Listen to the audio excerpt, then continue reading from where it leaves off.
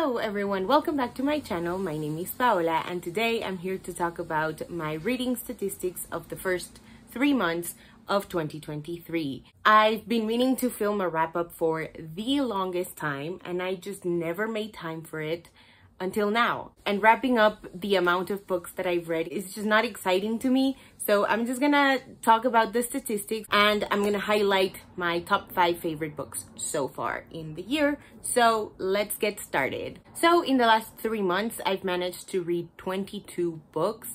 I would love for the number to be higher, but like I want to cut myself some slack because it's been a really weird year so far. Like if I keep reading 20 books on average every 3 months, it's gonna be a good statistic at the end of the year. Also, I apologize about how weird the lighting is gonna get. The sun keeps showing and hiding, showing and hiding. Like the show must go on, you know? So in the month of January, I read a total of 3 months. This is no surprise to me. January tends to be like the toughest month for me in terms of productivity. It's like my brain is resetting and I have to get used to it. So I'm not surprised by 3 books, and it's also not a bad number at all. In February, I challenged myself and I read 17 books. They were all very short books. Like I read a couple of picture books and a couple of novellas, but the main goal was to read 28 books by the end of February. So 1 short book every day. And I maintained that for a really long time. Like 17 over 28 is more than half. And I am super happy with the result. Highly recommend reading 1 novella every day.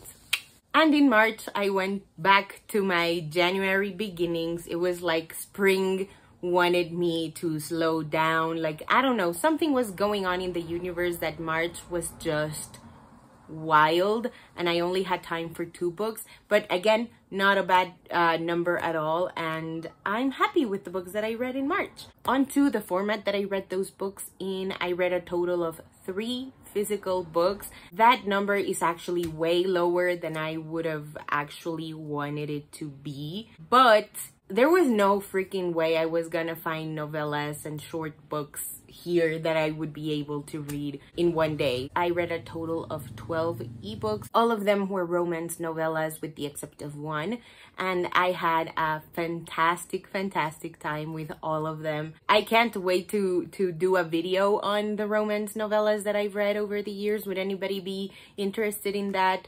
Because I love me some short books and I love me some romance with a lot of steam. So yeah, let me know if you're interested in that kind of video.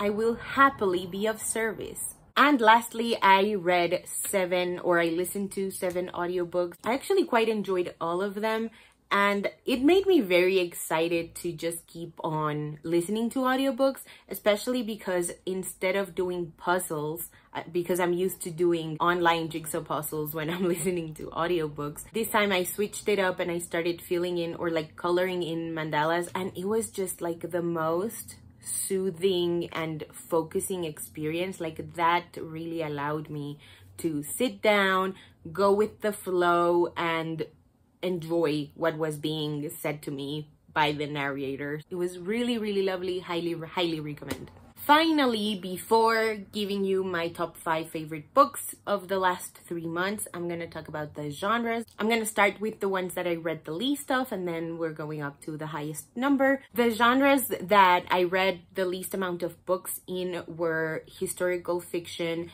and poetry equally. Like I read 1 book for each of those genres, and they were great books. Like I really do need to prioritize reading historical fiction and poetry. I have quite a few on my Kindle and lined up on my Libro FM account. And also historical. I love historical fiction. I don't know why I don't prioritize it often. I feel like I get sometimes intimidated by it and having to just like switch my brain to this is whatever period the book is written in. I don't know, it's just hard. I've gotten way too used to reading contemporary romance, and I'm never gonna be apologetic about that, but I do wish I made more time to read other kinds of books. I read 2 contemporary non-romance books, 3 books in the horror / mystery / thriller genre, and 3 nonfiction books. And as surprise to no one, I read 12 books in the romance genre.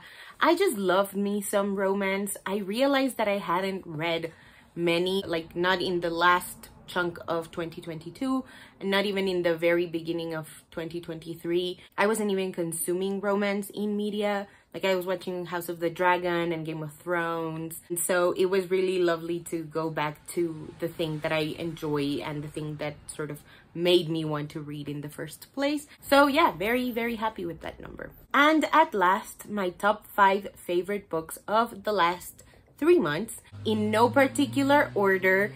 The first one I'm gonna talk about is Just for Tonight by Rilsey Adams. This is set around like New Year's Eve, where the 2 main characters' best friends are getting married. They're eloping, so it's like a very low-key kind of wedding. And our 2 main characters have been like sharing the same space for a while now, not even like interested in each other or like outwardly interested in each other until now. And it's a very hot book, and Rilsey Adams has solidified herself as my favorite romance author, so you really can't go wrong with her. Book number 2 that I'm gonna talk about is Crimes of Passion by Jack Harburn. This is an Audible exclusive, and it's about a true crime podcaster and another true crime podcaster, and they approach podcasting and the research process and all of that in very different ways. It's like mild dislike to love, but it is so freaking good. I highly, highly, highly recommend that you check it out. Jack Harburn is another one of those authors who can do absolutely no wrong. Like every book that I've read from Jack, I have loved. So I highly recommend checking out Crimes of Passion, because I think that the thing that sells it the most is the performance. Like the voice acting, it is so freaking iconic.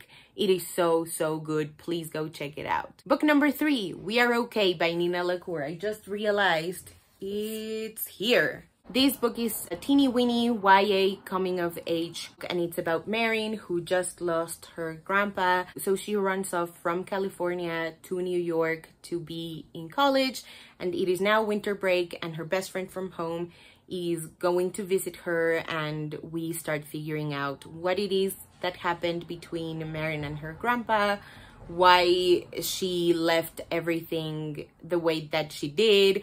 And it is honestly so beautiful and heartbreaking and hopeful. I love this book with my entire freaking heart. Please go check it out. Birthday Shot by Rilsey Adams. Yet another Rilsey Adams book. So this is contemporary romance, and it's about our main character. She is like an influencer, blogger sort of person, and she's about to turn 30, so she's going to throw a party, and her older brother's best friend is gonna be there, but it's the first time that he's going to see her as a grown woman, so they've known each other since forever. And I believe like the age gap is tiny, like there's like 2, maybe 3 years apart at most, and she obviously has had a crush on him for the longest time. And okay, I'm spoiling the book, but it is so freaking good. It has so much pining. It is so sexy. It is so fluffy. It is emotional. It has very little drama, but it's like important kind of drama. I don't want to minimize it. It is just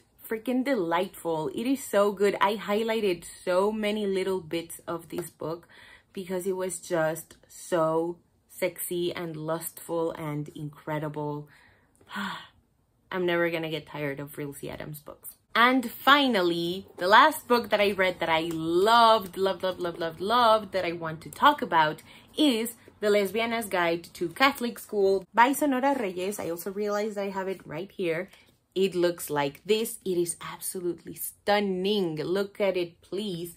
And it's about Yami, who from public school starts going to Catholic school because she was recently outed by one of her best friends.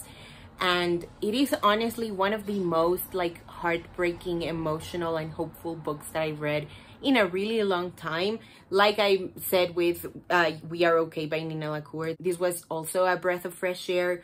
Very rarely do I get to read YA books that made me feel the way that this book made me feel. it has so much unapologetic teenage things happening here, and that is something that I deeply miss in YA things like books, shows, movies.